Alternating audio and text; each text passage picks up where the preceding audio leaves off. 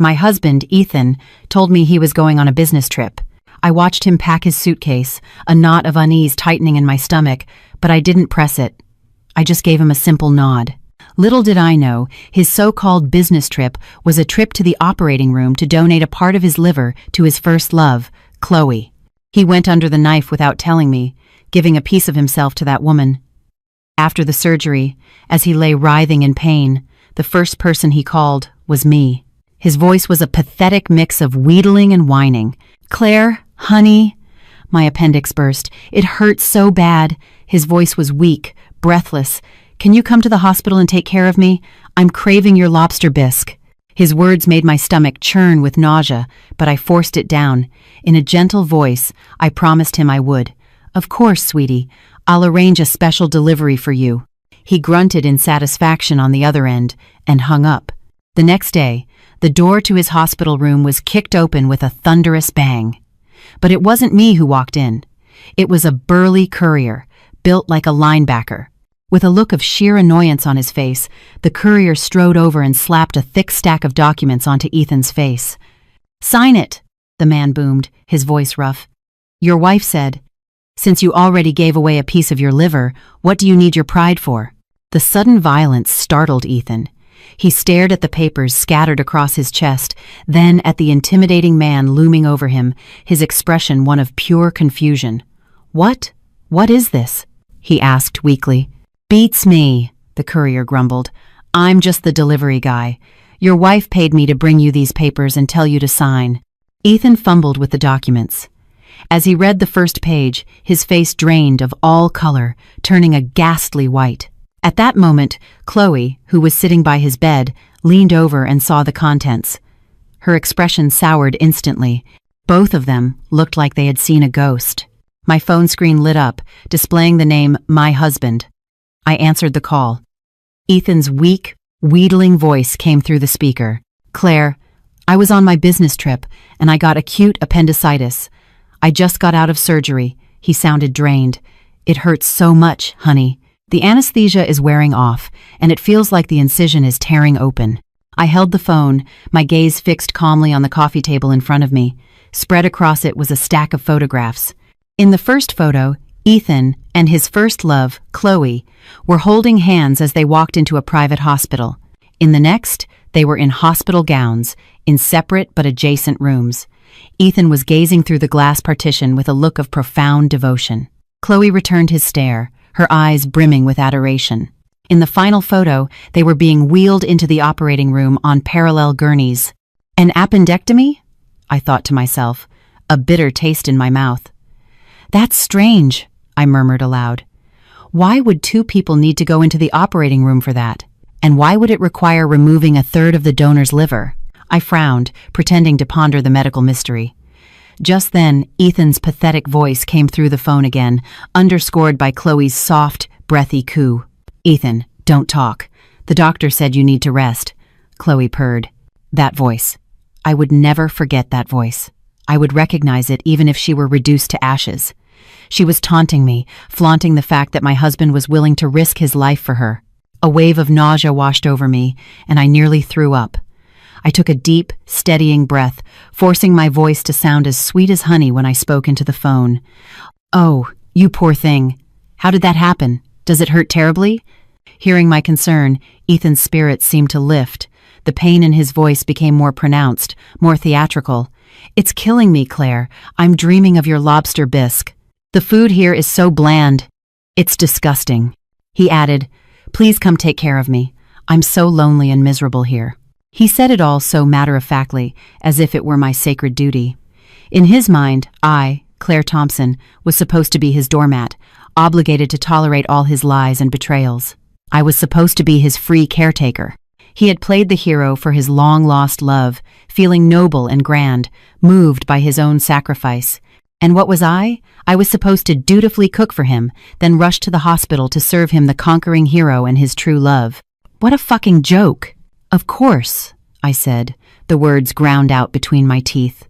I let out a soft, saccharine laugh. "I'll arrange a special delivery for you right away," I cooed, drawing out the words.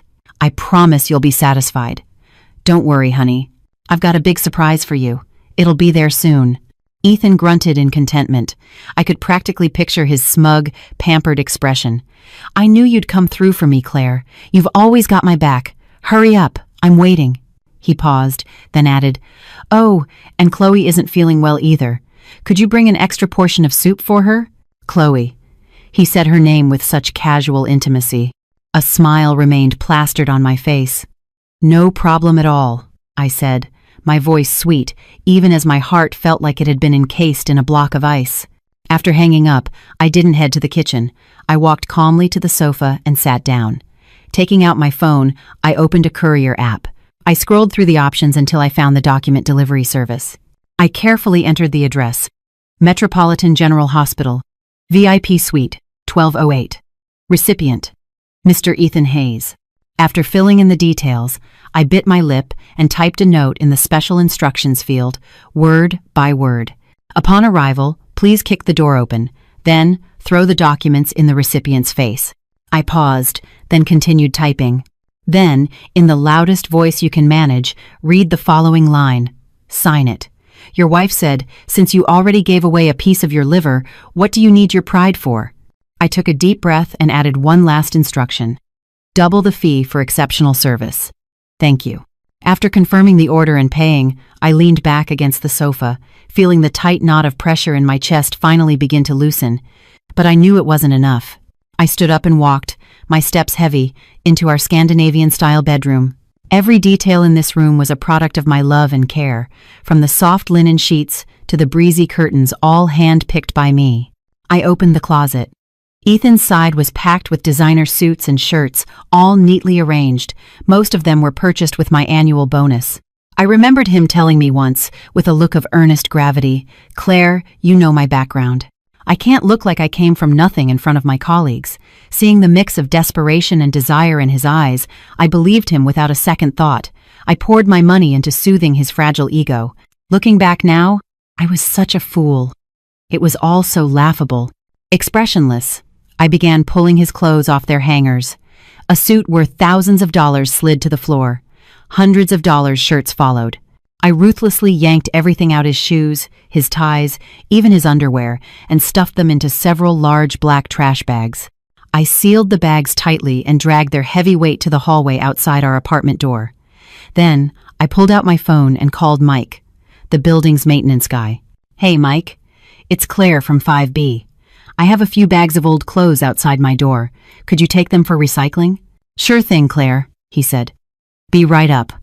What do I owe you? Nothing, I said flatly. Just take them. Are you sure? I can give you a little something. I'm sure, Mike. Please, just take them. I hung up. Exhausted, I walked back to the living room and sank onto the sofa. Sunlight streamed through the floor-to-ceiling windows, bright and warm, but a chill ran through my body. On instinct, I opened my banking app to check our joint account. My finger trembled slightly as I scrolled through the recent transactions, just as I suspected. A week ago, a single transaction of $50,000 had been withdrawn. I stared at the screen. The recipient was the private hospital. $50,000. That was our down payment for a house in a better school district we had been saving for years to buy. Now, it was the payment for Ethan's grand gesture to his ex. He had used my money, our money, without so much as a word to me. In his mind, my money was his money. What was that phrase? Community property? No, he probably saw me as his personal benevolent fund, obligated to finance his great, tragic love story. Rage trembled through me. I took a deep breath and dialed my best friend, Jess. She was a top divorce attorney. This was her specialty. The phone picked up on the first ring. Jess, I need a favor, I said, my voice tight. What's up, Claire? What's wrong? I gritted my teeth. Draw me up a divorce agreement, the most brutal, ironclad one you can write. Jess's voice sharpened. Divorce? What the hell happened? And, I continued, I need you to immediately file a motion to freeze all joint accounts and assets under my name and Ethan Hayes's. Claire, you have to tell me what's going on. He had an affair, I said, the words like poison on my tongue, and he fraudulently transferred marital assets. I'll send you the proof. There was a moment of silence on the other end. I could picture Jess, her brow furrowed in concentration. Then, Her voice came back, crisp and professional. Received. Consider it done, Claire. Wait for my good news. I leaned back on the sofa and closed my eyes. Images of Ethan's deceit flashed through my mind. I could almost hear his voice from the hospital, boasting to Chloe. My wife is the most obedient woman you'll ever meet, he'd be saying smugly. She believes anything I tell her. Really? Chloe would giggle. So she'll be here soon? You bet. She's probably at home right now, making my favorite lobster bisque. She'll be here to wait on both of us any minute now. I let out a cold, humorless laugh. Oh yes, Ethan, just you wait. Your good wife's surprise is already on its way. In the VIP suite at Metropolitan General, Ethan lay propped up on his bed, his face pale as a sheet. A sheen of cold sweat covered his forehead, and a dull ache throbbed from his abdomen. But his spirits were high. He kept glancing at the door, a smug smile playing on his lips. The phone call with Claire had gone perfectly. Her voice had been so gentle and loving, like a soothing balm. Any guilt he'd felt about the surgery had evaporated like morning mist. He was already planning it out. When Claire arrived, he'd have her wait on him hand and foot. He'd even have her be nice to Chloe. He could have them both, living in harmony. A man couldn't ask for more. Sitting beside him, Chloe was carefully peeling an apple, her voice as fragile as spun sugar. Ethan, are you sure it's okay to lie to your wife like that? What if she finds out? Won't she be furious? Her words were laced with concern, but her eyes held a glint of triumphant satisfaction. She was goading him, and he fell for it completely. Ethan grabbed her hand, his eyes filled with adoration. Don't worry, she'll never know. Besides, I did this to save your life, Chloe. This is a human life we're talking about. Claire is so kind-hearted. Even if she found out, she would understand. He was lost in his own self-aggrandizing fantasy, completely missing the disdainful curl of Chloe's lip at the mention of the word kind-hearted. Besides, he continued, puffing out his chest, my wife adores me. She's totally wrapped around my finger. She'll be here with the bisque soon, and we can share it. He looked like a child who had just gotten a new toy. Chloe lowered her head shyly. You're so good to me, Ethan. Just as they were basking in the glow of their life-and-death romance, the door to the room exploded inward with a deafening bang. The expensive, solid wood door, flung open by a powerful kick, slammed against the wall, rattling the entire frame. The serene atmosphere of the private suite was shattered. The noise was so loud it seemed to startle the entire floor. Ethan and Chloe both jumped, their heads snapping towards the door. They were expecting to see Claire, holding a thermos, her face etched with worry. But the figure framed in the doorway was not Claire. It was a mountain of a man, at least 6'4", with muscles bulging from under the thin fabric of his courier service vest. The man scanned the room, his eyes landing on Ethan. He strode forward, each step heavy and deliberate. Everyone watched in stunned silence as he reached the bedside, lifted the thick sheaf of papers he was holding, and slapped it hard across Ethan's face. The pages scattered across the bed. On the top sheet, in bold black letters, were 2 words, divorce agreement. Sign it, the courier boomed, his voice like a thunderclap in the quiet room. Then, with professional diligence, he began to recite the line from his instructions, his voice ringing with theatrical force. Your wife said, since you already gave away a piece of your liver, what do you need your pride for? Boom. Ethan's mind went blank. He stared in disbelief at the papers on his blanket, then looked up at the menacing courier. Divorce agreement? Gave away your liver? How did she know? Shame, rage, and shock crashed over him all at once. His mind was a chaotic mess. What the hell are you talking about? Ethan shrieked, struggling to sit up. The sudden movement pulled violently at his long abdominal incision. A searing, blinding pain shot through him. He let out a choked gasp, his brow furrowed in agony. He felt a warm, wet sensation spreading rapidly across his abdomen. He looked down. A dark red stain was blooming on his white hospital gown, spreading quickly onto the sheets beneath him. Oh God, he thought in a panic. The stitches tore open. Ah! Chloe let out a piercing shriek. She pointed a trembling finger at the courier. What are you doing? He just had surgery. Are you trying to kill him? The courier shot her a look of utter contempt. He can survive surgery, but can't keep it in his pants? He sneered. Then, raising his voice for all to hear, he added, Lady, You took the man's organ. Don't you dare play the victim now." His voice echoed down the hall, where a crowd of curious patients and family members had already gathered. They craned their necks, their eyes wide with excitement, and began to whisper among themselves. "Oh my God! He gave his liver to his mistress?" An older woman gasped. "Tisk, tisk. These men will do anything for the woman on the side. They don't even care about their own lives," a man said, shaking his head. "Serves him right. You go, girl. The wife is a genius," a younger woman cheered quietly. The murmurs were like 1,000 tiny knives stabbing into Ethan's ears. His face turned a deep, mottled purple, and veins bulged on his forehead. He trembled with a mixture of pain and humiliation, his hands clenched into fists. Ignoring the bleeding from his wound, he frantically fumbled on the bedside table for his phone. He found it and shakily dialed my number. The call connected almost instantly. "Claire Thompson, what is the meaning of this?" he roared into the phone. "Why did you send someone to make a scene?" His voice was distorted with pain and fury. On my end, I could hear his ragged, heavy breathing, mixed with the frantic shouts of nurses in the background.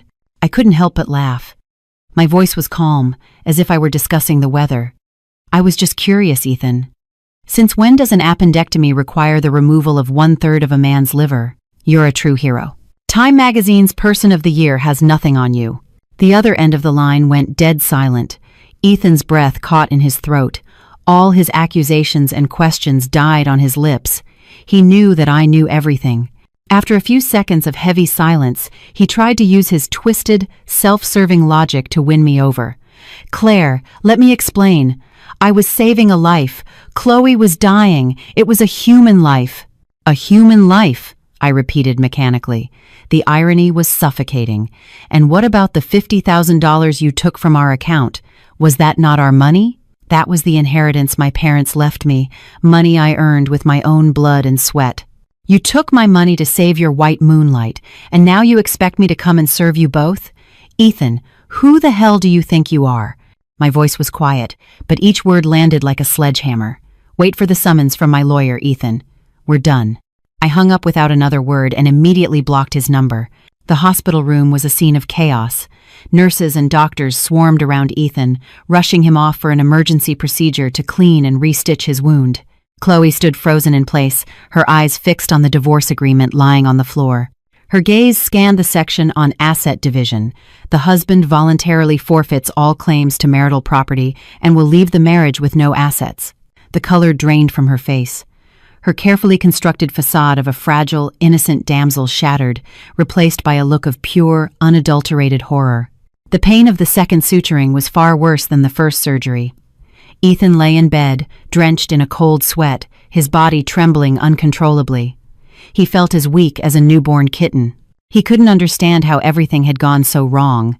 How could the Claire who had once worshipped him, who had treated him as the center of her universe, become so cold and ruthless? He tried to message me on social media. Blocked. He sent a text. Undelivered. He tried a voice call. The user is not available. He had been completely cut off. After the public humiliation by the courier, Chloe's visits became less and less frequent. At first, she still brought him soup and acted attentive. But soon she started making excuses, claiming her own body needed to recover. Eventually, he was lucky to see her once every 3 days. For the first time in his life, Ethan felt truly alone. When his bandages needed changing, he couldn't sit up on his own. When he was thirsty, there was no one to pour him a glass of water. The man in the next bed had a wife and son who took turns caring for him, feeding him, and keeping him company. Ethan's side of the room was cold and empty. A sour, suffocating feeling settled in his chest. In desperation, he remembered his last resort, his mother. He called her, his voice cracking with emotion as he spun a heavily edited tale of woe. He painted himself as a pitiable victim, abandoned by a heartless wife. He conveniently left out any mention of the liver donation or Chloe.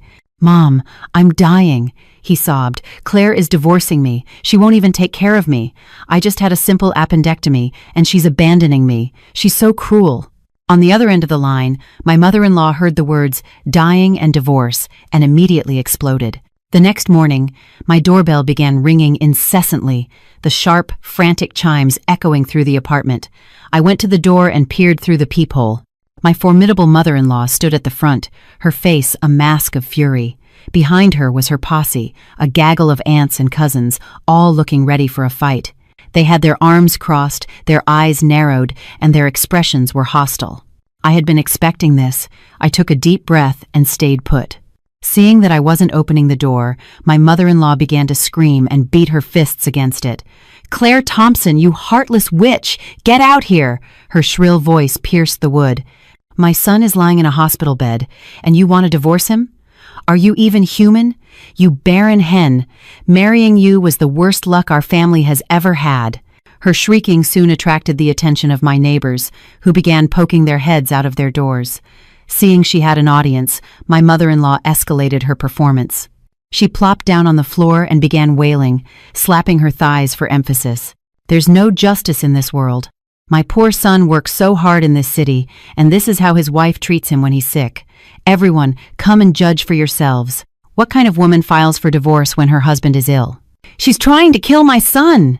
she cried, fat tears rolling down her cheeks. The neighbors, unaware of the full story, began to look at my door with expressions of disapproval. Watching her theatrical display on my security camera feed, I decided it was time. I took a deep breath and opened the door. The wailing stopped instantly. Every eye in the hallway swiveled to me. I stood in the doorway, empty-handed except for 2 items. In my left hand, I held a small megaphone. In my right, I held a neatly printed medical report. I clicked the megaphone on, cleared my throat, and my voice, amplified, boomed down the hallway. "Good morning, neighbors. Sorry to disturb you, but I'd like to invite you all to the premiere of this year's most dramatic, real-life soap opera." My mother-in-law stared, stunned. This was not the reaction she had anticipated. She scrambled up from the floor, pointed a finger at my nose, and opened her mouth to scream. I didn't give her the chance. I aimed the megaphone directly at her. "Ma'am, you said your son is sick, didn't you? Do you have any idea what his illness is?" The question caught her off guard. It's appendicitis, isn't it?" she stammered. I let out a cold laugh and held up the report. "Then please, explain to me which appendectomy requires a surgeon to remove 1/3 of your son's liver?" "What?" My mother-in-law's face went white, her eyes widened in shock and disbelief. Behind her, the aunts and cousins gasped. "Cut out his liver?" one of them whispered, covering her mouth. "Impossible! You're lying!" my mother-in-law shrieked, her voice cracking. I strode forward and shoved the report in her face, pointing a finger at the diagnosis and surgical record. "Read it yourself," I said, my voice hard as steel. "Partial hepatectomy. Subject, Ethan Hayes. Your son, to save his precious first love, secretly went behind my back and donated his healthy liver." My voice rose with every word. Not only did he give away his liver, he took the $50,000 I had saved for a down payment on a house and used it to pay for that woman's medical bills. My hands were shaking with rage.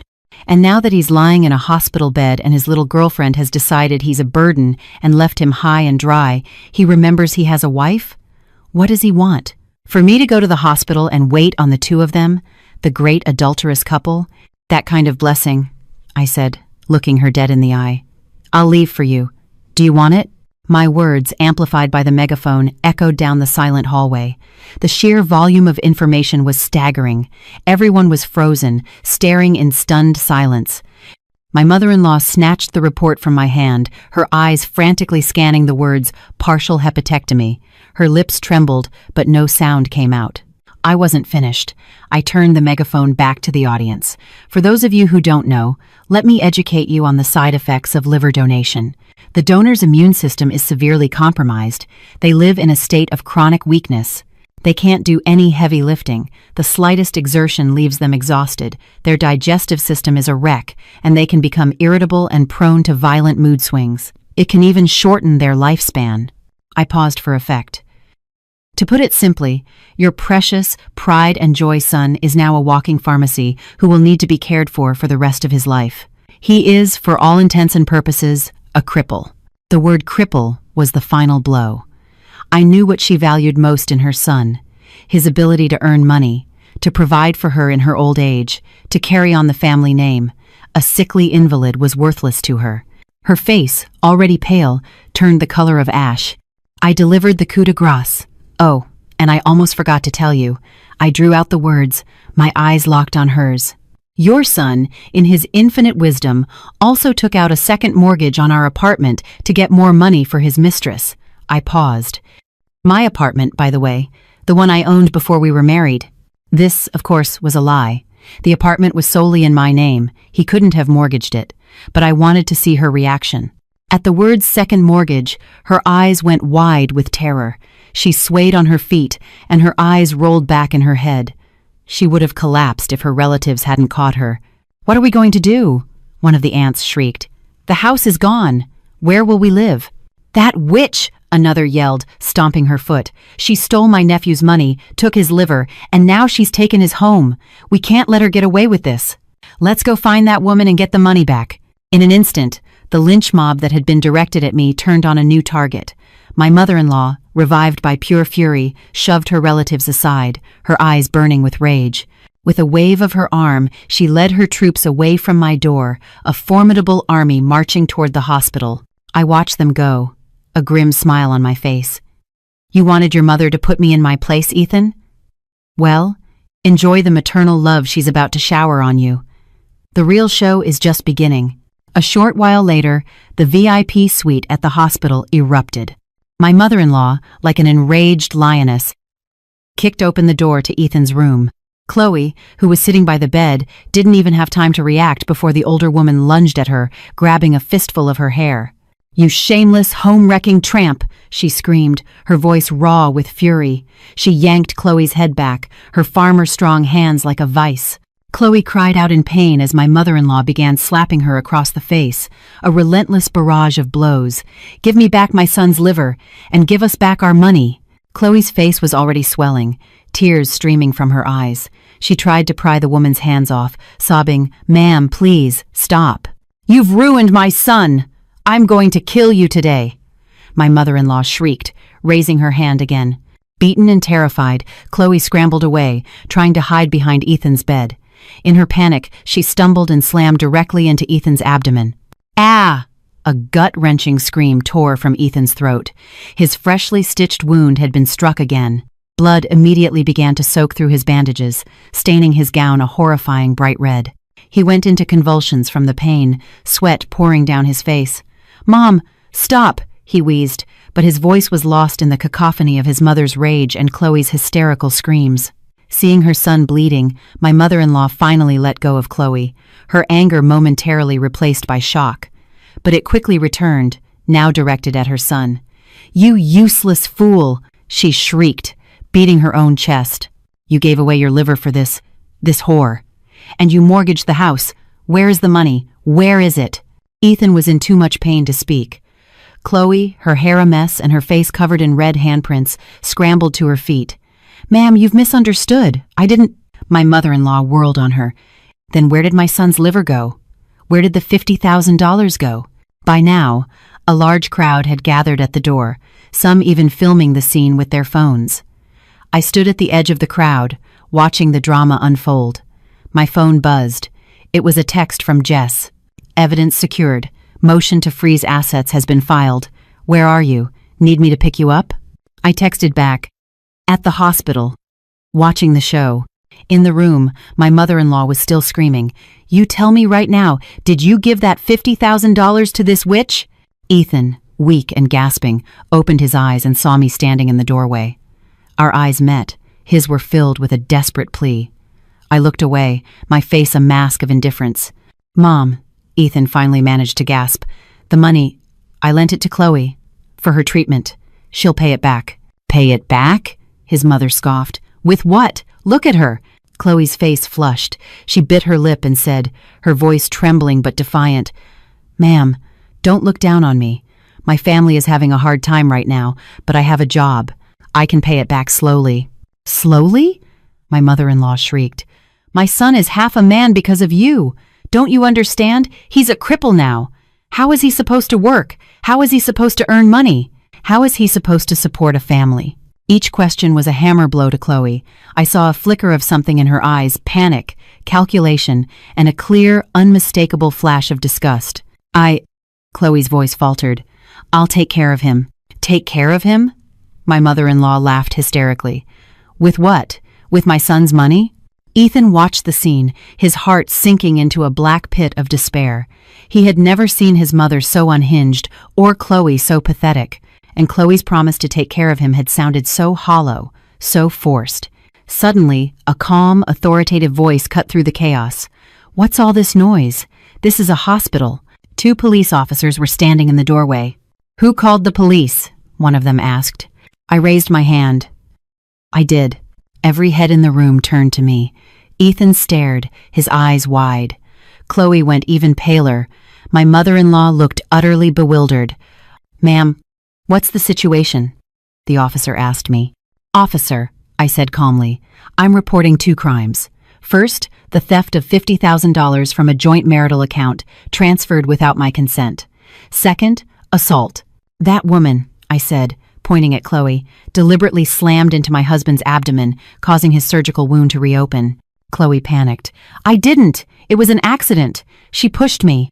Officer, my mother-in-law interjected, I want to file a report. This woman scammed my son out of his money and his liver. Arrest her. The scene descended back into chaos. One at a time, the officer said firmly, pointing at me. You first. Explain the situation. I took a folder from my purse. Here are the bank records showing the $50,000 transfer from our joint account to this hospital, made without my knowledge or consent. And here is the hospital's receipt, with Chloe Vance listed as the recipient. I then took out my phone. I also have a video of what just transpired in this room. It clearly shows Miss Vance deliberately ramming into my husband's abdomen. The officer watched the video. In slow motion, Chloe's movement looked undeniably intentional. He turned to her. Miss Vance, do you have anything to say? I didn't mean to, she stammered, trembling. They were attacking me. The officer then looked at my mother-in-law. Ma'am, regarding the money, that's a civil matter concerning marital assets. One spouse cannot unilaterally dispose of such a large sum. He then turned to Ethan. Mr. Hayes, can you clarify what happened? Ethan lay on the bed, his face as white as the sheets. The pain in his abdomen was excruciating, but the pain in his heart was worse. He looked at the chaos, at his mother's shrieking, at Chloe's desperate denials, and at my cold, implacable calm. He suddenly realized he had lost far more than just a piece of his liver. The money, he said, his voice barely a whisper. I gave it to Chloe voluntarily. She needed a transplant. So, you donated your liver? The officer's expression grew serious. Mr. Hayes, are you aware that living organ donation is subject to strict legal and medical protocols? Are you a blood relative of Miss Vance? Ethan was silent. Under federal law, the officer said slowly, living organ donation is typically restricted to relatives or, in some cases, established emotional relationships, like spouses. Which category do you 2 fall under? The room was silent. Chloe's face was now completely devoid of color. She knew the regulations, but she had assumed that with enough money, the hospital would look the other way. Officer, I spoke again. I suspect this may involve illegal organ trafficking. I demand a full investigation. No, Chloe shrieked. There was no sale. Ethan did it voluntarily. Voluntarily? I scoffed. Voluntary doesn't override the law. Was your donation legally sanctioned? Did the hospital follow proper screening procedures? Miss Vance, I think you have some explaining to do. Chloe was speechless. The officers, realizing the gravity of the situation, exchanged a look. We'll need to investigate this further. Miss Vance, you'll have to come with us to the station to answer some questions. Mr. Hayes, once you're medically stable, we'll need a statement from you as well. He looked at me. Ma'am, your evidence is very helpful. We'll need you to cooperate with our investigation. I will, I said. As Chloe was led away by the police, she looked back at Ethan. There was no love in her eyes, no gratitude, only fear and resentment. My mother-in-law tried to cause more trouble but was sternly warned by the police to stop. The room was finally quiet, filled only with the sound of Ethan's ragged breathing. After the doctors had patched him up for a third time, we were alone. Ethan looked at me, his eyes a mix of pain and confusion. "Claire, do you hate me this much?" I sat in the chair by his bed.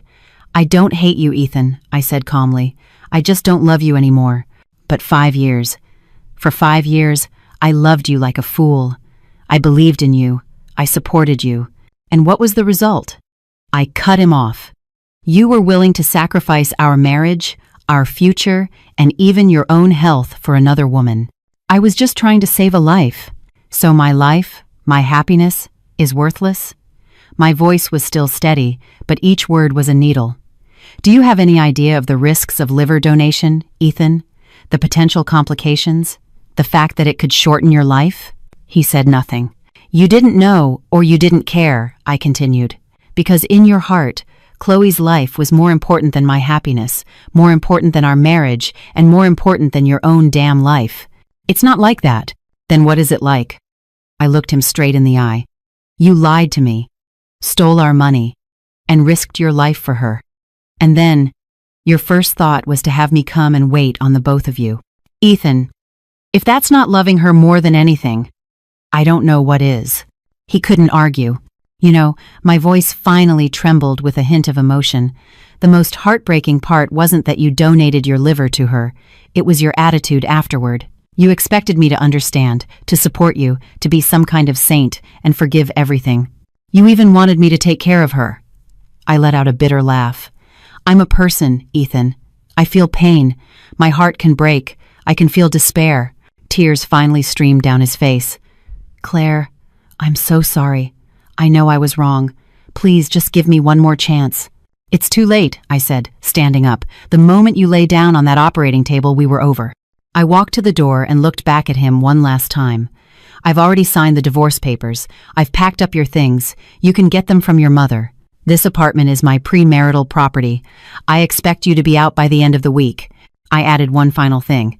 "As for the $50,000 and your medical expenses, my lawyer will be in touch. If you don't want to go to jail, I suggest you cooperate." Then I opened the door and walked out, leaving the man I once loved and the wreckage of our past behind me. The hallway was quiet. Sunlight streamed through the windows, casting dappled patterns on the floor. I took a deep breath, and for the first time in a long time, the heavy stone that had been sitting on my chest was finally gone. 3 months later, the divorce was finalized smoothly. Ethan didn't fight it. He signed the agreement, effectively leaving the marriage with nothing. Chloe's family managed to scrape together $30,000 to pay back part of the money. Ethan agreed to have his wages garnished for the next 3 years to cover the remaining $20,000. The investigation into the organ donation revealed procedural violations on the hospital's part. The administrators involved were disciplined, but without proof of a monetary transaction, Ethan and Chloe avoided criminal charges. That didn't mean they escaped their fate. Chloe's transplant was not a complete success. She suffered from severe rejection issues and was now dependent on a lifetime of expensive anti-rejection medication that her family could not afford. Ethan's health deteriorated rapidly. His compromised immune system meant he was constantly sick. His digestive system was a mess. Worst of all, his moods became volatile, swinging between deep depression and explosive rage. He lost his job. No company wanted an employee on permanent medical leave. He moved back to his hometown to live with his mother. The once ambitious and vibrant man was now a chronic invalid, dependent on her care. At first, my former mother-in-law tended to him, but her patience soon wore thin. The endless medical bills and the sight of her once promising son, now a shell of his former self, filled her with resentment. Their home, which was once filled with her bragging about her successful son, was now filled with bitter arguments and the suffocating air of regret. I heard about all of this from mutual acquaintances, but it felt like a story about strangers. My life, on the other hand, had just begun.